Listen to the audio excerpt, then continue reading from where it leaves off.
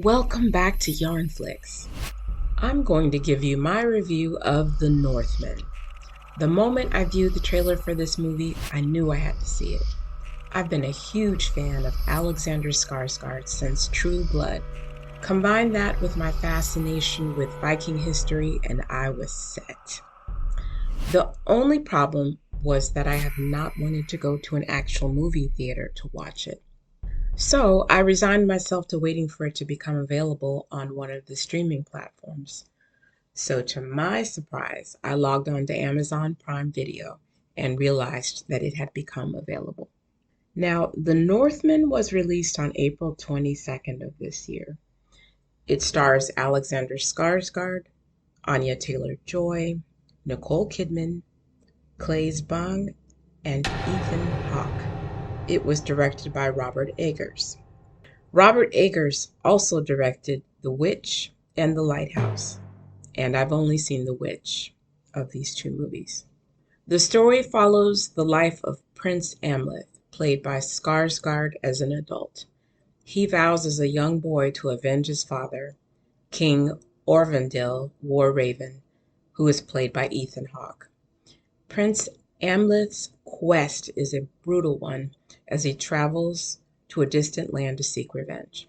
His journey is both further complicated and aided by a slave woman named Olga of the Birch Forest, yet he alone responds to his fate in this dark and complex story. Olga is played by Anya Taylor-Joy. One of the main aspects I enjoyed about this movie, besides its telling of a heartbreaking story, is the ability to see Alexander Skarsgård in somewhat of a different light. His role in True Blood highlighted his ease in playing a nuanced role, but up to this point, I've seen him as somewhat of a pretty boy. He plays Prince Amleth as someone who has nothing to lose and everything to gain through sheer revenge.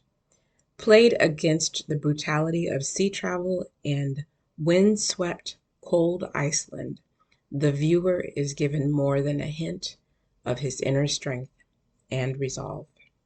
I found some of the supernatural moments of the movie, and there were quite a few, to be fascinating yet very spooky. We get a strong glimpse into Viking ritual and belief, which to me is very interesting. I failed to mention at the outset that I am a huge fan of the Vikings drama series as well, which touched a great deal on Viking belief systems. One of the key tenets of Viking livelihood revolved around strength, honor, and hierarchy. Prince Amleth also remained true to his code, if not taking the honor aspect out of range, but I'll allow you to be the judge of that. I have to admit, I was not prepared for the graphic violence in this movie. That's not to say any other Viking movie or show is without it. In fact, Vikings appear to be almost synonymous with violence. I do believe, though, that I felt a bit misled by the trailer. It gave me the feeling that I was going to take in an epic journey filled with moralistic speeches and beautiful costumes.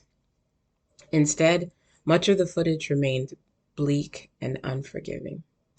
Many of the scenes were captured at night, and the overall feel of the scenes remained minimalistic. One could sense a feeling of hopelessness all around.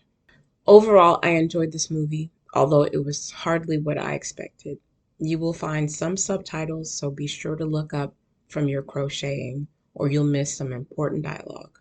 This movie highlights an interesting story of revenge set in a time well past.